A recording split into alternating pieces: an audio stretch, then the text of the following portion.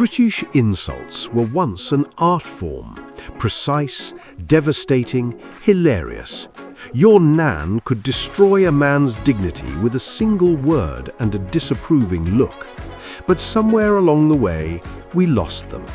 Today, we are bringing back 12 magnificent insults that deserve to be rescued from extinction. By the end of this, you will have a fully stocked arsenal of proper British put-downs. Call someone a pillock, and you are declaring them a complete and utter idiot.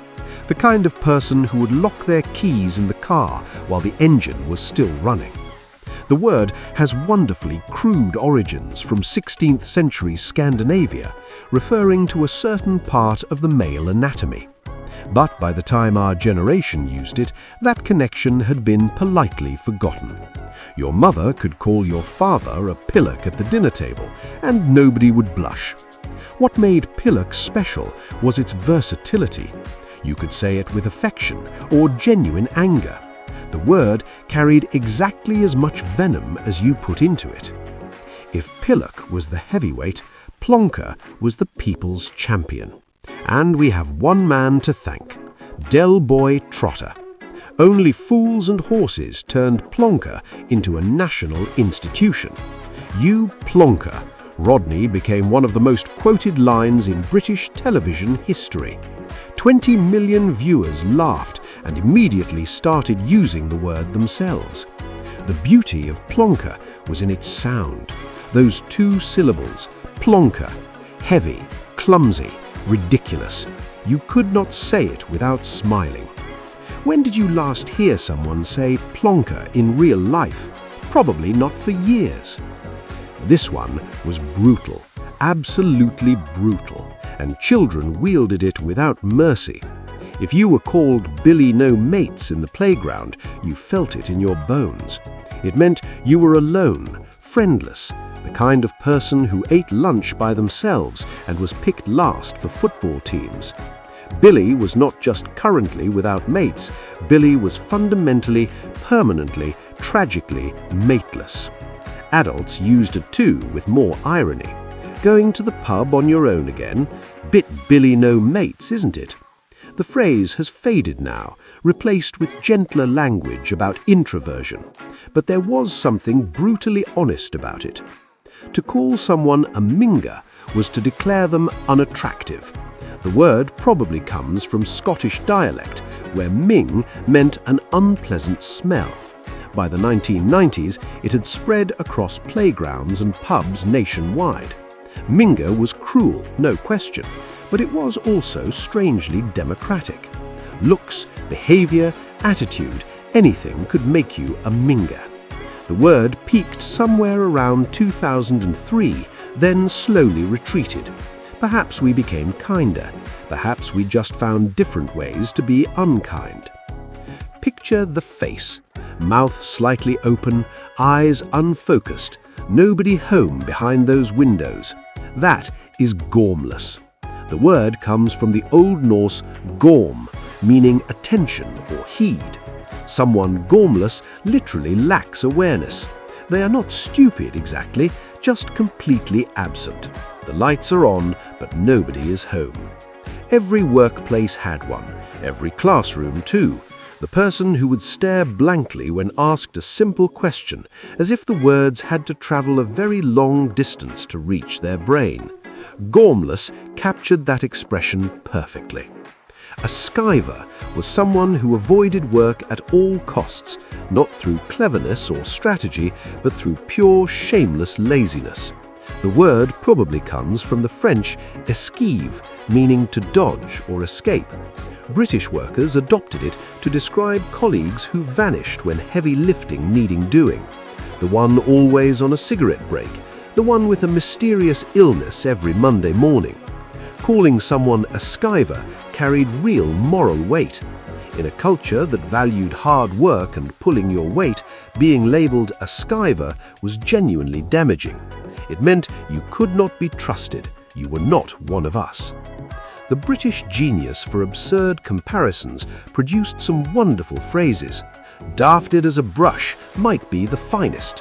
Why a brush? Nobody knows. Brushes are not notably intelligent, but neither are they famously stupid. Perhaps that's the point. The comparison is so random, so utterly nonsensical, that it perfectly captures the silliness it describes.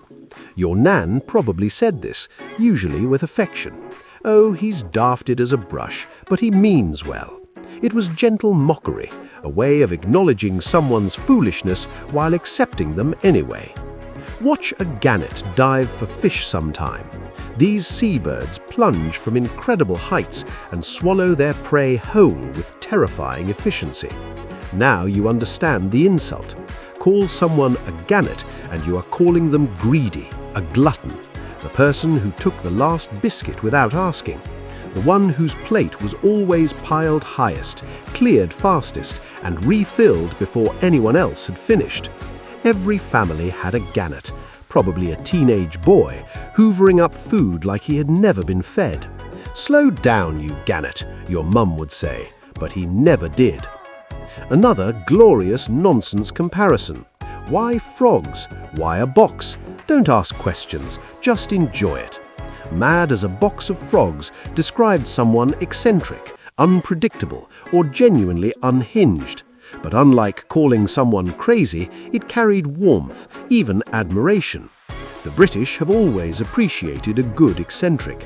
Your uncle, who collected traffic cones, was mad as a box of frogs. Your neighbour, who talked to her plants by name, definitely mad as a box of frogs. It was less diagnosis, more celebration. Poxy originally referred to diseases that left pockmarks on the skin. By the 20th century, it had evolved into a general term of contempt for anything worthless, pathetic, or disappointing. That's a poxy excuse. What a poxy present. This poxy weather. The word dripped with disdain. Whatever you attached it to was instantly diminished, declared unworthy of respect. Poxy hasn't entirely disappeared, but it has lost its edge. Once it carried real disgust, now it barely registers, another casualty of our shrinking vocabulary.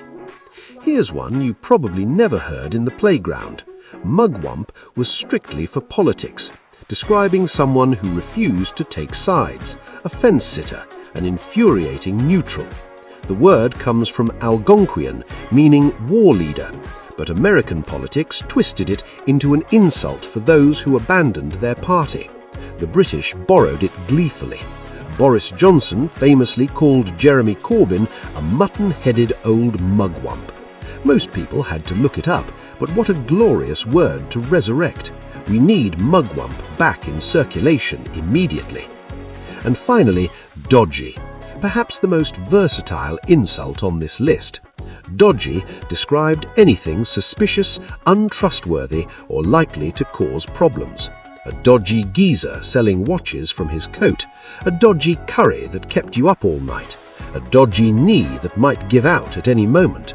The word comes from dodge, suggesting something that evades scrutiny, something that will not bear close inspection. The British instinct for understatement made dodgy perfect. Rather than accusing someone of being a criminal, you simply noted they seemed a bit dodgy. Everyone understood.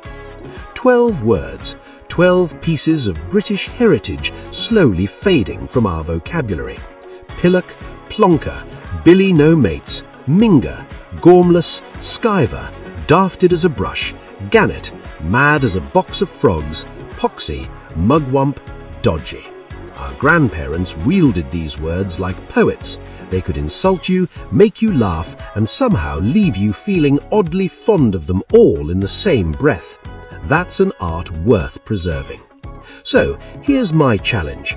Use at least one of these words this week. Call your brother a plonker. Tell your mate he's being a pillock. Bring them back, because a language that forgets how to insult properly is a language in trouble. Which of these did your family use, and which forgotten British insults did we miss? Drop them in the comments. Learn Quran online with Hassan al-Basri Quran Academy. We teach Quran online with Tajweed through Skype, Zoom, and WhatsApp all over the world. We offer Quran for beginners. Quran with Tajweed. Qira'at course, Quran translation, Quran memorization, Tafsir course, learn with qualified expert and trained teachers. So what you waiting for? Join us, visit over website, HasanAlBasriQuranAcademy.com.